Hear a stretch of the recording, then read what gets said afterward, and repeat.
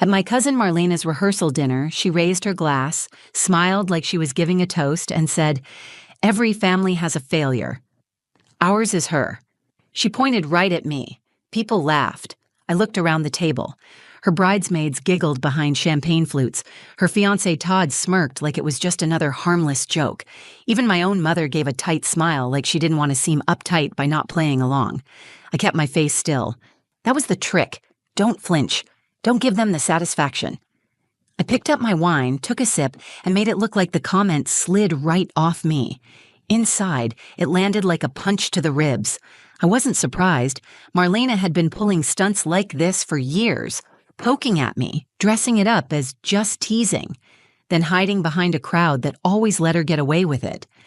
Ever since we were kids, I was the one who didn't fit, the one who didn't go to college, didn't wear pastels at Easter, didn't smile wide enough in photos, the one who enlisted in the army instead of joining her sorority.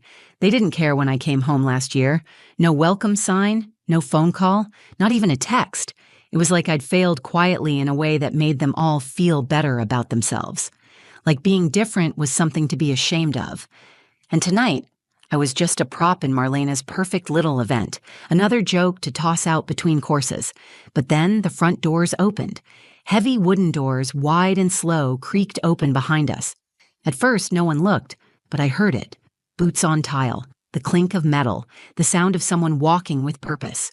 The room quieted just enough for a few heads to turn. A man in uniform walked in, full army dress blues, polished shoes, clean cut, squared shoulders, a folder tucked neatly under his arm. He scanned the room calmly, then walked toward the head table where Marlena and Todd sat under strings of fairy lights. Thought maybe he was here for me. I stood up slightly. He didn't even look at me. He stopped at the microphone, tapped it once, then spoke in a firm, professional tone. "Apologies for the interruption. Is the bride present?" The room went still. Marlena froze. Yes, that's me." The man nodded. "Miss Marlena Vale, we need to speak with you regarding your other marriage." At first, no one reacted. It was like the words didn't make sense, like our ears hadn't caught up to what we were hearing. Then the meaning hit. I saw Marlena's eyes widen. Todd slowly turned his head toward her. "You're what?" he asked. Marlena's mouth opened, but no sound came out. She looked pale, like her foundation couldn't keep up with the heat rising under her skin. The officer turned to Todd. "She is currently still legally married to Corporal James Ridley. We have documentation on file. That marriage has not been annulled or legally dissolved." Forks hit plates. Someone gasped. Chairs shifted. The sound of breath being held filled the room, and in that moment, I didn't have to say a word. I didn't have to defend myself or explain who I was, or why I'd been gone, or why I didn't wear heels or makeup or post photos in matching satin robes with 10 other bridesmaids. I just sat back down, set my glass on the table, and watched the woman who'd spent years calling me the family failure finally have to explain herself. I hadn't planned to attend Marlena's wedding. Not the rehearsal, not the ceremony, none of it. I deleted the invitation when it first arrived. I didn't need another reminder of where I stood in this family. But then my younger brother, Jace, called. "You should come," he said. "You've been gone for years. Just show your face, eat the free food, and go home." He was trying to make it sound simple, like showing up wouldn't cost me anything, but I knew what I'd be walking into. My cousin Marlena's wedding wasn't going to be a family event. It was going to be a performance, and I was going to be cast in a role I didn't choose. I got back from my last deployment 10 months ago. I served 5 years in the Army. 2 tours, the kind of time that changes your entire concept of noise, sleep, hunger, and what it means to be okay. But to my family, I wasn't a soldier. I was the girl who didn't finish college, the one who ran off instead of settling down, the one who came home quiet, plain, a little too serious for their taste. I moved into a small apartment outside Boston and started working at a veterans services office. Nothing fancy, just helping people fill out paperwork, navigate housing options, stay off the street. It gave me purpose. Not once did anyone in my family ask me about it. My mother, Karen, told people I was getting back on my feet, as if I'd tripped. My father, Doug, kept trying to connect but mostly ended up saying the wrong things. "Marlena's doing great," he'd mention in every conversation as if her success was a map I had refused to follow. And then there was Marlena herself. She and I used to be close. When we were little, we played together constantly. She was wild and dramatic. I was quieter. She told me secrets. I kept them. That changed when we got older. Somewhere between middle school and prom, I became someone she used to tolerate. She discovered popularity. I discovered solitude. She moved toward spotlight. I drifted into the background. By the time I left for basic training, she barely acknowledged me at family gatherings. She called it Emily's phase. The last time we were in the same room before the wedding was my grandfather's funeral. She spent more time talking about the catering than the man in the casket. So when Jace asked me to come to the rehearsal dinner, I hesitated. He was my only sibling, the only one who didn't treat me like a stranger in my own family. He looked up to me when we were kids. Still did, I think. I owed him at least one night. The dinner was at a lakeside venue about an hour from our hometown. White lights wrapped around the trees, glass lanterns floating on the water, tables arranged in perfect symmetry with centerpieces that looked like they cost more than my rent. I showed up in a black dress, simple, pressed, modest. I kept my hair down. No makeup. I didn't want to be noticed, just present. Enough to say I came. Inside, Marlena looked like a magazine cover. Hair curled into waves, lips painted wine red, a diamond that screamed for attention even when her hand was still. She was surrounded by bridesmaids in dusty pink, and Todd, her fiancé, stood next to her like a proud accessory. When she saw me, her smile shifted. Not wide, not warm, just enough to make sure the photographer didn't catch anything off. She came over, hugged me like we were friends. "Emily, wow, I can't believe you came. I told everyone you were too busy climbing mountains or, I don't know, fixing tanks." "I'm working at a veterans center," I said. She blinked like I'd spoken a different language. "Oh, that's nice." She turned to introduce me to Todd. He shook my hand and gave me the same smile people reserve for waitstaff and Uber drivers. Friendly, hollow. I took a seat at the table near my parents. My mother greeted me with a, "You look tired, dear." My father gave a firm nod, then started talking to the man next to him about property taxes. I sat beside Jace, who leaned over and whispered, "You're doing great. Just breathe through it." I didn't want to be there, but I was. I'd shown up. I thought maybe that would be enough. I didn't know it yet, but that night would be the last time anyone in my family saw Marlena the way they used to, and it would be the first time they saw me at all. Dinner started like every other family event, polished on the surface and tense underneath. Servers floated between tables with trays of wine and hors d'oeuvres. Marlena's voice carried over the soft music as she laughed too loudly at her friends' stories.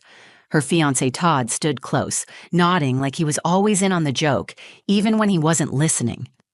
I sat between Jace and a cousin I hadn't seen since middle school. He talked about stock trading. I nodded politely. My eyes kept drifting back to Marlena. She was performing, the way she always did, making everything about her look effortless.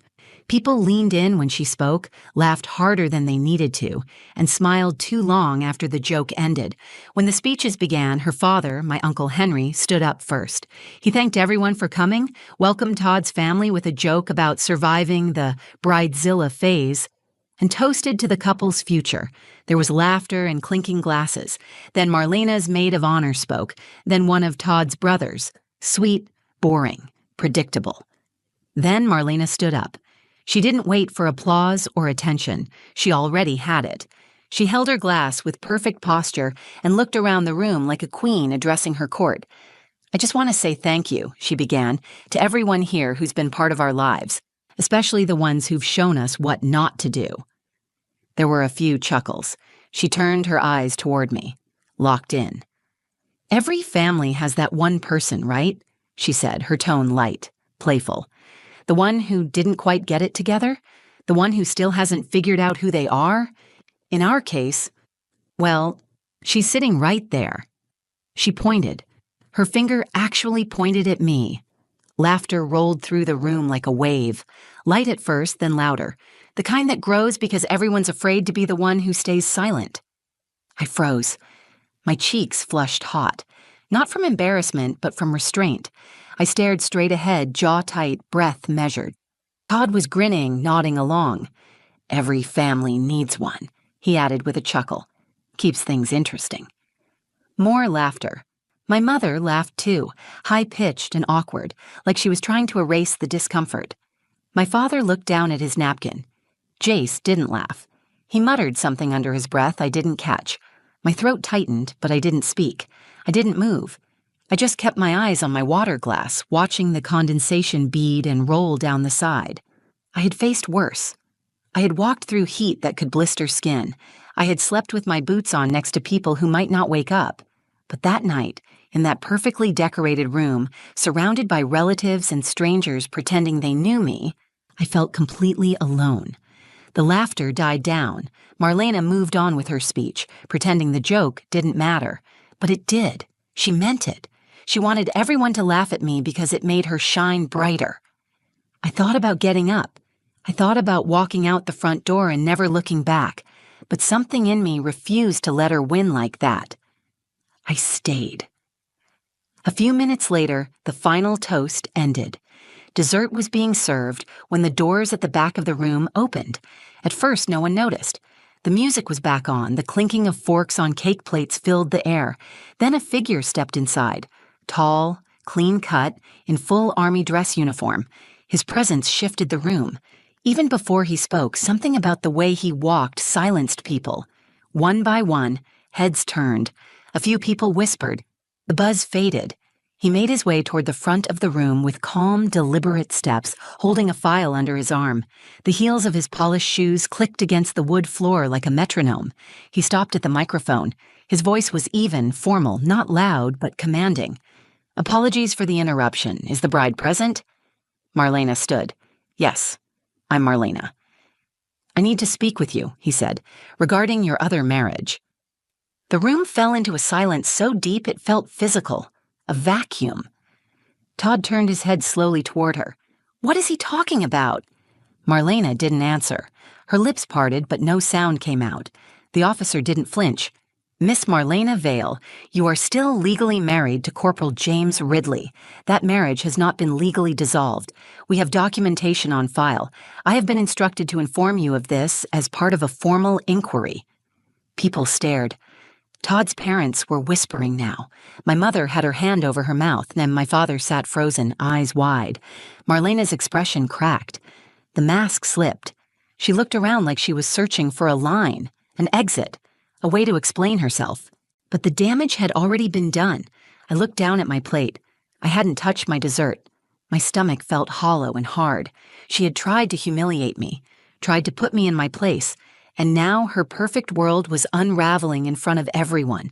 The room had fallen into complete silence, the kind you don't forget, not the silence of a lull or an awkward pause, but the kind that swallows a space. People looked at each other, but no one knew what to say. The officer's words hung in the air. Marlena was still standing at the head table. She looked like a statue. Her fingers were clenched around the edge of her chair. Her chest rose and fell quickly, but she didn't say a word. Todd stared at her like she was a stranger.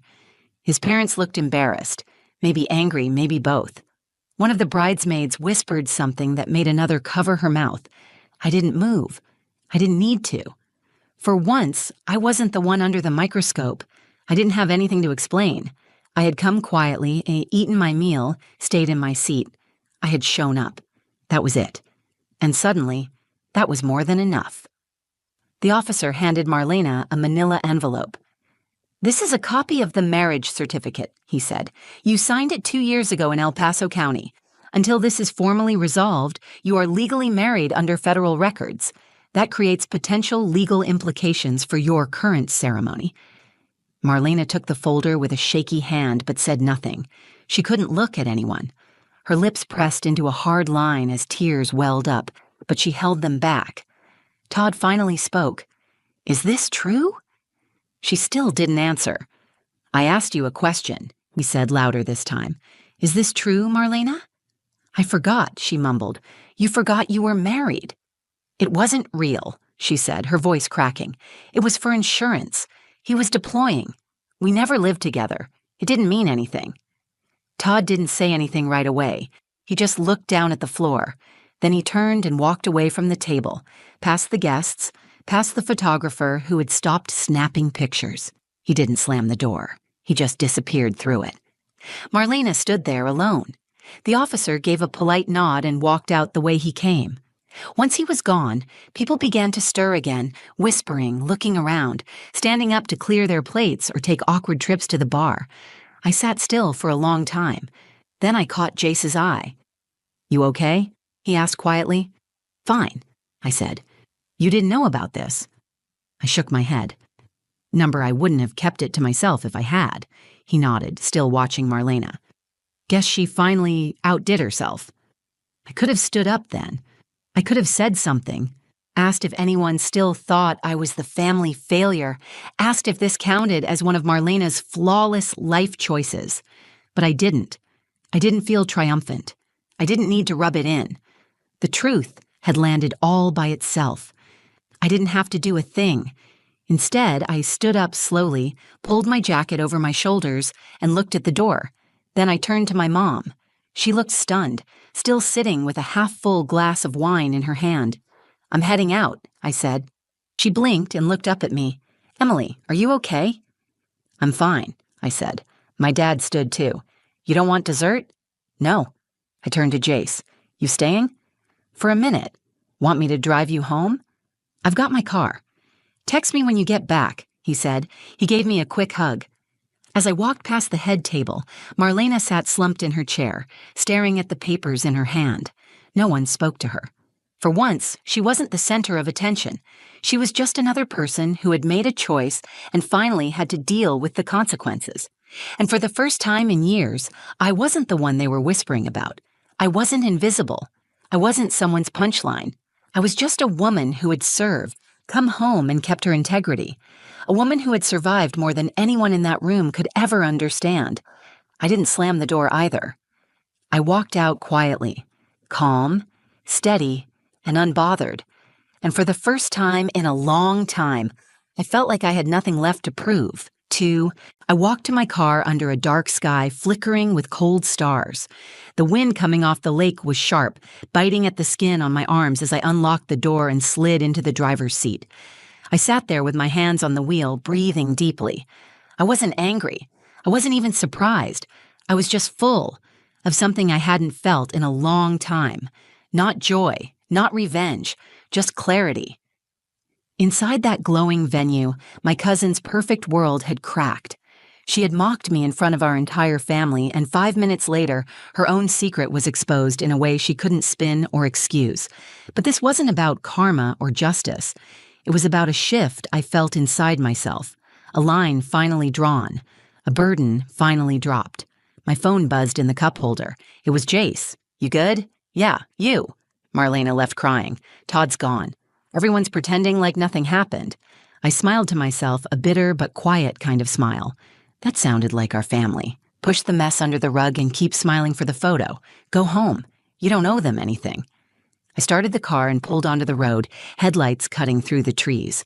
As I drove, I thought about everything that had led to this night, the years of being told I was less, the looks, the jokes, the way my parents never defended me, the way Marlena never missed a chance to turn me into a symbol of failure so she could feel taller. And yet, I had never tried to one-up her. I had never exposed her secrets or stooped to her level. I'd simply kept going, kept living my life with quiet dignity, even when no one noticed. The next morning, I got a call from my dad. I didn't answer. Then he texted, "Can we talk?" I waited a few hours before I called him back. His voice was tired. He asked if I was okay, if I had heard what happened. I told him I had been there for all of it. "She didn't mean it," he said. "Yes, she did," I replied. "She always has." He was quiet. Then he sighed. "I'm sorry you were dragged into it." "I wasn't dragged into it. I was targeted." Another pause. Longer this time. "I know you've felt outside the family for a while," he said. "That's our fault. We didn't understand what you needed." "You didn't try to." "You're right." He didn't try to defend himself after that. He didn't try to explain her behavior or mine. He didn't even ask for forgiveness. He just said he hoped I'd still come to the wedding, which at that point was clearly canceled. "I hope she's okay," I said. And I meant it. I didn't hate Marlena. I pitied her. Her whole life had been about performing, about controlling the narrative. She'd spent so long trying to look perfect, she forgot to actually be honest. A week later, I got a letter in the mail, handwritten. No return address, but the handwriting was familiar. "Emily, I don't know what to say except that you didn't deserve what I did. I made a joke at your expense because I thought that's what people expected from me. Because I was insecure and selfish. You didn't do anything wrong. You just showed up and reminded me what real strength looks like. I'm sorry. Marlena." I didn't write her back. Some apologies don't need responses. Sometimes the silence that follows is enough. Instead, I pinned the letter to my fridge with a magnet shaped like a dog tag, a reminder, not of the pain, but of the truth, finally coming to light. A month later, I was asked to speak at a local veterans panel. I told a room full of strangers that you don't always get the family you deserve. Sometimes you get the one that teaches you exactly who you are by constantly misunderstanding you. After the event, a woman came up to me, eyes shining with tears. She said, "Thank you. My daughter's in the Army. I never knew how to talk to her without making her feel small. I think I've been doing it wrong." I shook her hand. It's not too late to do it right. Walking away that night, I realized I had never been the failure.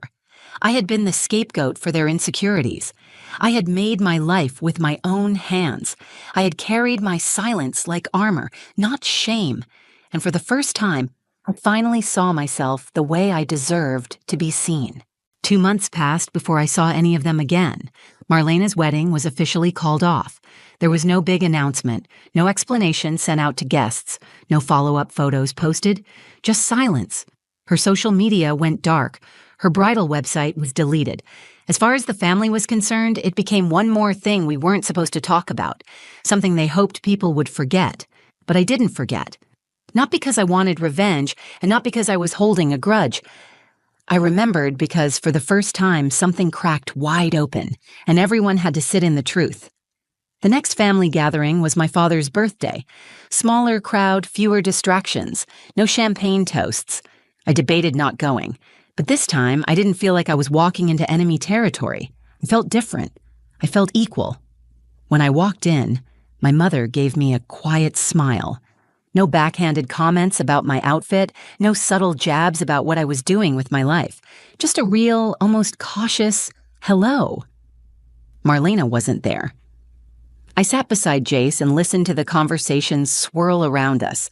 For once, people didn't talk over me. They asked questions, real ones, about my job, about what it had been like coming home, about what I wanted to do next. I answered honestly. I didn't make myself smaller to make them more comfortable. After dinner, my dad pulled me aside in the kitchen. He leaned against the counter, arms crossed. "I've been thinking a lot about that night," he said. "I have too," I told him. He looked at me, not like a parent trying to fix things, but like a man seeing his daughter clearly for the first time. "I didn't stand up for you. I should have. All those years. I let it slide because I thought it would pass. I thought it was harmless." "It wasn't," I said, "but I survived it. And I'm not waiting for anyone to tell me I turned out okay." He nodded, eyes wet. "You did more than okay." That was all I needed. Not because it fixed everything, but because it told me I no longer had to fight to be seen. He had finally opened his eyes. I never saw Marlena again, not in person. I heard she moved in with a friend downstate and started working as a freelance event planner. The family didn't say much, and I didn't ask.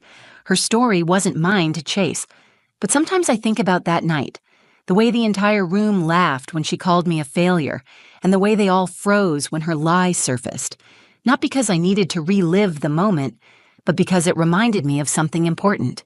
There are people in this world who will do everything they can to define you by your worst day, your hardest moment, your quietest season.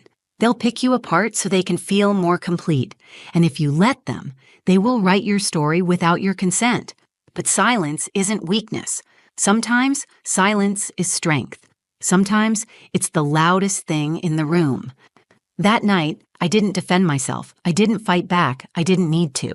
The truth stood up for me.